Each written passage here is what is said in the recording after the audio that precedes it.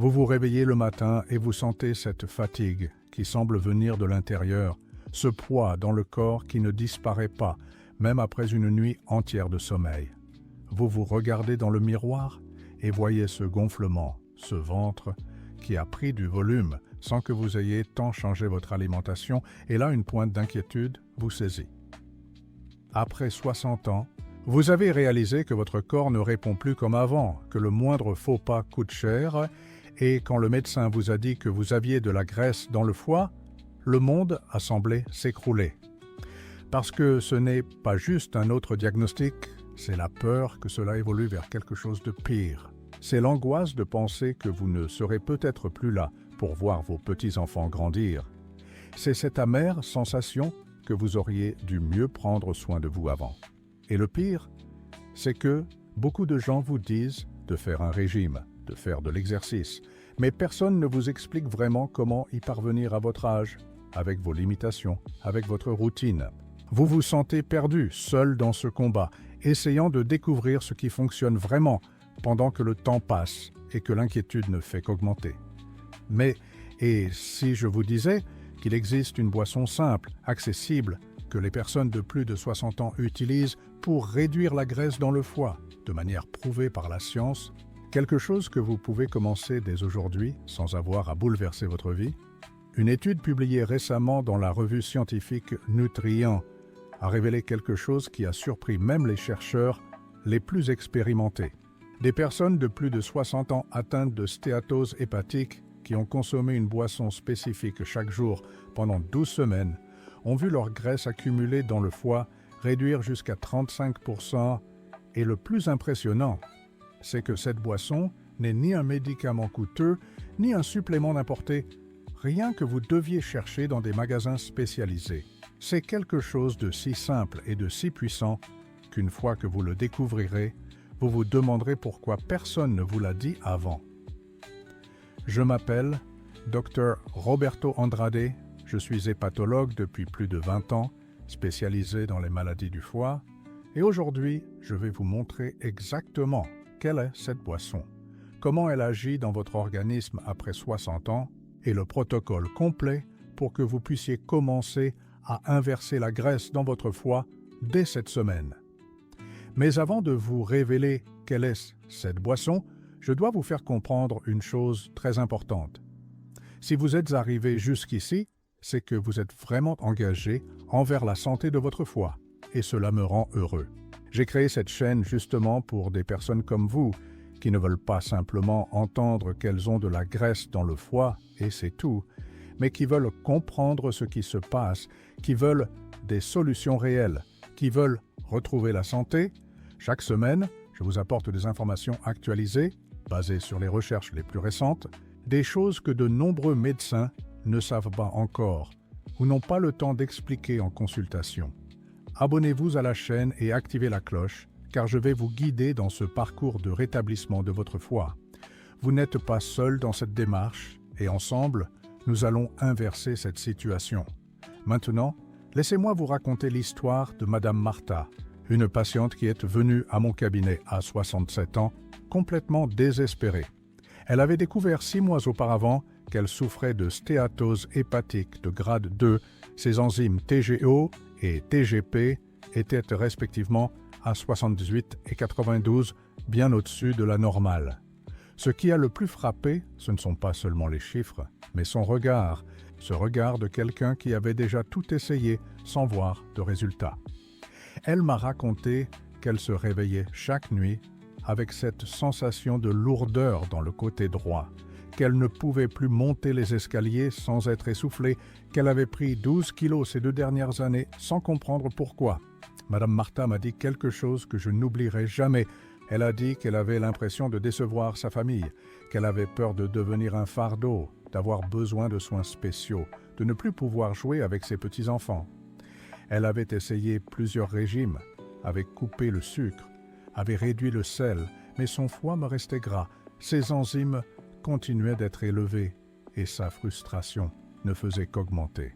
C'est là que je lui ai présenté le protocole avec cette boisson spécifique. Et en 3 mois, non seulement ses enzymes se sont normalisées, mais elle a perdu 8 kilos a retrouvé son énergie et l'échographie a montré une réduction significative de la graisse hépatique. Elle m'a rappelé en pleurant de joie lorsqu'elle a reçu les résultats. Maintenant, je dois vous poser une question et je veux que vous soyez complètement honnête avec moi, car votre réponse peut aider des milliers de personnes qui regardent cette vidéo en ce moment. Lorsque vous avez découvert que vous aviez de la graisse dans le foie, après 60 ans, quelle avait été la première pensée qui vous est venue à l'esprit? Était-ce la peur, la culpabilité, ce sentiment d'être seul, que personne ne comprend ce que vous traversez? Je sais combien il est difficile de porter cela en silence, de faire semblant que tout va bien, alors qu'à l'intérieur, vous êtes inquiet, effrayé. Alors, je veux que vous commentiez ci-dessous. Utilisez ces mots si vous le souhaitez. J'ai de la graisse dans le foie et j'ai besoin d'aide. N'ayez pas honte, ne vous sentez pas jugé. Ici, c'est un espace sûr. Et lorsque vous commentez, vous montrez aux autres qu'ils ne sont pas seuls. Vous créez une chaîne de soutien, de force. Commentez maintenant, car je lis tous les commentaires et votre histoire compte. Votre combat compte. Maintenant, passons à ce qui nous intéresse vraiment. Et je vais vous expliquer la science derrière tout cela, d'une manière que vous comprendrez parfaitement. Après 60 ans, votre foie subit des changements naturels qui facilitent l'accumulation de graisse. La production d'enzymes qui dégradent la graisse diminue. La capacité du foie à se régénérer ralentit.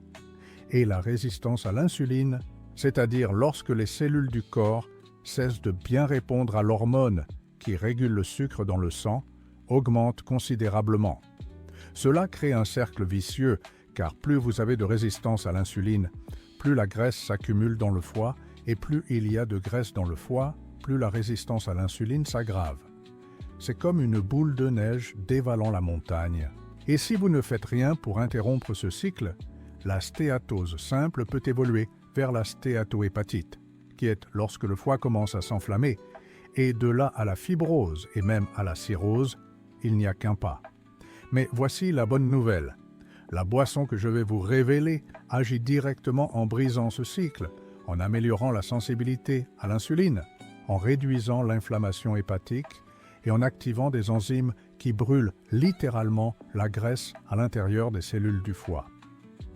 La boisson, c'est le thé vert pur, pas ces thés tout prêts bourrés de sucre qu'on trouve au supermarché, mais le thé vert, préparé dans les règles de l'art, fait avec des feuilles de qualité ou des sachets de bonne provenance. Et avant que vous ne pensiez que ce n'est qu'une mode de plus ou une solution miracle sans fondement, laissez-moi vous montrer les preuves scientifiques. Des chercheurs de l'Université de Tokyo ont étudié plus de 800 personnes âgées de plus de 60 ans atteintes de stéatose hépatique et les ont divisées en deux groupes, un qui consommait du thé vert quotidiennement et un autre qui n'en consommait pas. Après 12 semaines, le groupe ayant bu du thé vert a présenté une réduction moyenne de 28% de la graisse hépatique mesurée par élastographie. Les enzymes TGO ont chuté en moyenne de 22 points et les TGP de 27 points. Mais le plus incroyable, c'est que la résistance à l'insuline, mesurée par l'indice OMA, s'est améliorée de 40% dans le groupe qui a bu du thé. Cela se produit parce que le thé vert est extrêmement riche en catéchine, notamment l'épigalocatéchine galate, qui est un composé bioactif avec un pouvoir antioxydant 100 fois supérieur à celui de la vitamine C. Ces catéchines pénètrent dans les cellules du foie et activent une enzyme appelée AMPK, qui fonctionne comme un interrupteur métabolique, disant à la cellule d'arrêter de stocker de la graisse et de commencer à la brûler comme énergie. Laissez-moi maintenant vous raconter l'histoire de Monsieur Georges, 71 ans, retraité, qui est venu me voir avec un tableau bien plus grave que celui de Madame Martine.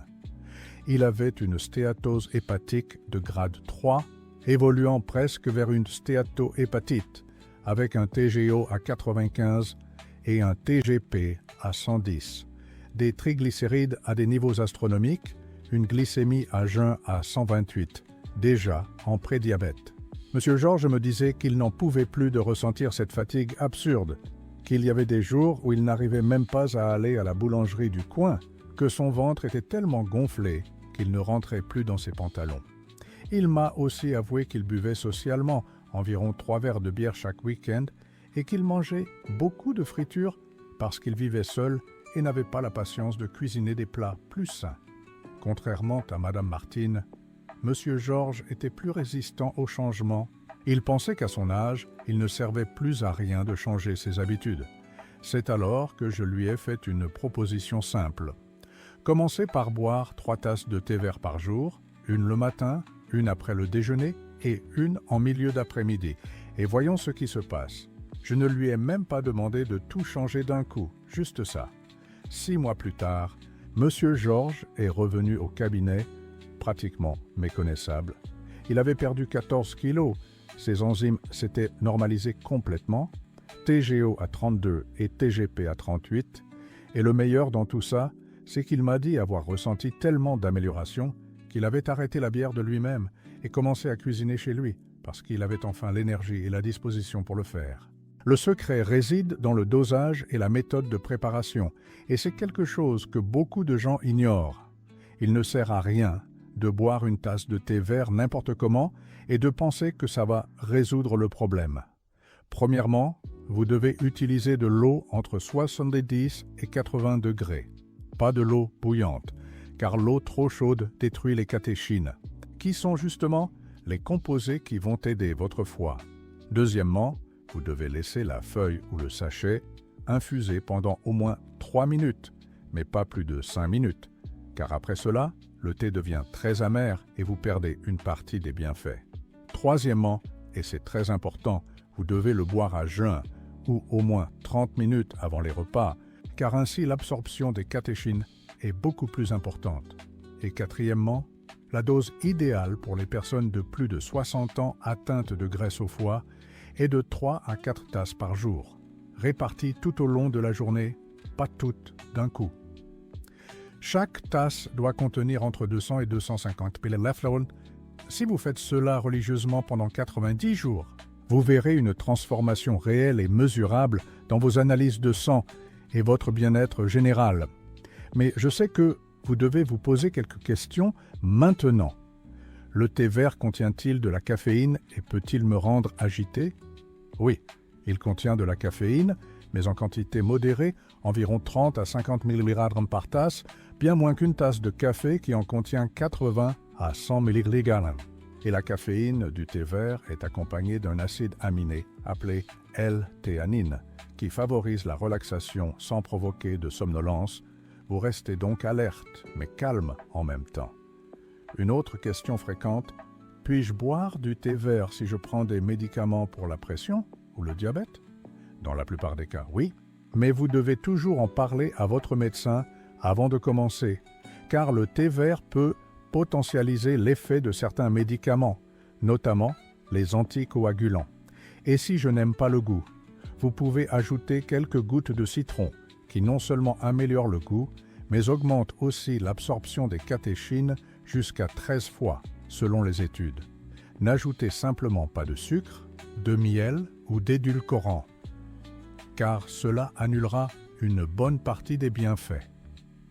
Maintenant, laissez-moi vous parler d'un cas qui m'a profondément marqué, l'histoire de Madame Célia, 69 ans, qui est venue me voir déjà avec une fibrose hépatique débutante. Elle avait fait une élastographie qui avait montré une rigidité hépatique de 8, 2 kPa, ce qui indique une fibrose légère mais déjà préoccupante. Madame Célia souffrait d'hypertension, de diabète de type 2, de cholestérol élevé, et la graisse au foie n'était qu'un problème de plus sur la liste. Elle prenait 7 médicaments différents par jour et me disait qu'elle se sentait comme une pharmacie ambulante. Ce qui m'a le plus frappé, c'est qu'elle avait renoncé à elle-même. Elle a dit textuellement « Docteur, je suis trop vieille pour ça. Mon corps est déjà tout cassé, il n'y a plus de remède. » J'ai regardé dans ses yeux et j'ai dit « Madame Célia, tant que votre cœur bat, il y a toujours une solution. » Nous avons commencé le protocole du thé vert associé à de petits ajustements alimentaires, rien de radical, juste des échanges intelligents, et en 1 an, elle a réussi à réduire sa médication à 5 médicaments. L'élastographie a montré une rigidité de 6, 1 kPa, une amélioration significative. et elle a perdu 18 kilos. Mais vous savez ce qui a été le plus important? Elle a retrouvé l'envie de vivre, elle a recommencé à sourire, elle a entrepris des promenades dans le parc et elle m'a dit qu'elle avait enfin compris que l'âge n'est qu'un chiffre, que ce qui compte, c'est la façon dont on prend soin de son corps aujourd'hui. Parlons maintenant du protocole complet que vous allez suivre à partir d'aujourd'hui. Réveillez-vous le matin, buvez un verre d'eau à température ambiante pour réhydrater votre organisme. Attendez environ 15 minutes et préparez votre première tasse de thé vert. Prenez-la lentement en savourant sans vous presser. Après 30 minutes, vous pourrez prendre votre petit déjeuner, mais essayez d'y inclure des protéines de qualité comme des œufs, du fromage blanc ou du yaourt nature sans sucre. Et évitez les pains blancs, les biscuits et les céréales sucrées. En milieu de matinée, vers 10 heures, buvez votre deuxième tasse de thé vert. Déjeunez normalement, mais remplissez la moitié de votre assiette de légumes, un quart de protéines comme du poulet, du poisson ou de la viande maigre, et un quart de glucides complets comme du riz complet ou de la patate douce. 30 minutes après le déjeuner, troisième tasse de thé vert. En milieu d'après-midi, vers 16 heures, vous pouvez prendre une quatrième tasse si vous le souhaitez. Vous pouvez sauter celle-ci si vous sentez que vous en avez déjà bu suffisamment. Dîner léger, de préférence avant 19 heures, en évitant les glucides lourds le soir. Et le plus important, soyez constant. Faites-le tous les jours, sans exception, pendant au moins 90 jours avant d'évaluer les résultats avec de nouveaux examens. Je souhaite que vous commentiez ici-bas quel est votre taux de transaminase hépatique, TGO et TGP, car cela m'aidera à mieux comprendre le profil de ceux qui regardent cette vidéo, et cela pourra aider d'autres personnes à s'identifier à votre situation. Et si vous avez une stéatose hépatique, foie gras, et que vous avez plus de 60 ans, laissez un pouce bleu sur cette vidéo, car cela montre à YouTube que ce contenu est pertinent et aide davantage de personnes à trouver ces informations, qui peuvent littéralement sauver des vies. Il y a une autre histoire que je dois vous raconter, celle de Monsieur Antoine, 74 ans, ancien chauffeur routier, qui a eu toute une vie de mauvaise alimentation sur les routes, mangeant dans des aires de repos, des fritures, des sodas, du fast-food. Quand il a pris sa retraite et a enfin eu le temps de prendre soin de sa santé, il a découvert qu'il souffrait de stéatose hépatique de grade 3, de diabète de type 2 décompensé, et son médecin lui avait dit que s'il ne changeait pas radicalement, il serait sur la liste des greffes en quelques années. Monsieur Antoine m'a consulté car il souhaitait un second avis. Et quand j'ai vu ses examens, je dois avouer que j'étais inquiet. TGO à 112, TGP à 138, GGT à 180, triglycérides à 320, hémoglobine glyquée à 9, 2. Mais savez-vous ce qui m'a donné de l'espoir? Sa volonté de changer. Il m'a dit qu'il venait de devenir grand-père pour la première fois et qu'il voulait être en vie et en bonne santé pour apprendre à son petit-fils à faire du vélo, pour lui raconter des histoires, pour être présent. Nous avons mis en place le protocole du thé vert, associé à un suivi nutritionnel et à des exercices légers, des marches quotidiennes de 20 minutes. En 18 mois, M. Antoine s'était complètement transformé. Il a perdu 22 kilos, toutes ses enzymes se sont normalisées, son hémoglobine glyquée est tombée à 6, 3, et l'échographie a montré que la stéatose hépatique était réduite à un grade 1. Il a réalisé son rêve, a appris à son petit-fils à faire du vélo et m'a envoyé une photo d'eux que je garde encore aujourd'hui dans mon cabinet. La science derrière le thé vert va bien au-delà des catéchines. Des études récentes montrent qu'il module également le microbiote intestinal, qui est l'ensemble des bactéries qui vivent dans votre intestin et qui sont directement liées à la santé du foie. Un intestin déséquilibré produit plus de toxines et de substances inflammatoires qui vont directement au foie par la circulation portale, aggravant la stéatose.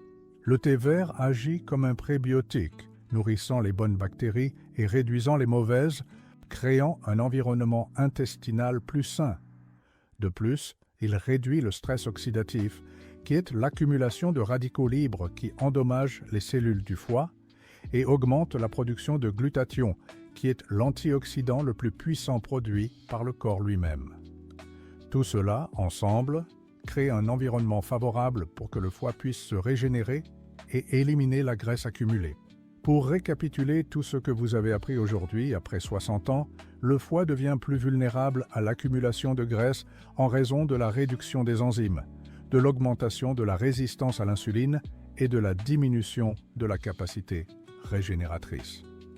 Le thé vert, préparé correctement, avec de l'eau entre 70 et 80 degrés, infusé pendant 3 à 5 minutes, consommé à jeun ou 30 minutes avant les repas, à raison de 3 à 4 tasses par jour, agit en activant l'enzyme AMPK, en augmentant la combustion des graisses dans les cellules hépatiques, en améliorant la sensibilité à l'insuline, en modulant le microbiote intestinal et en réduisant le stress oxydatif.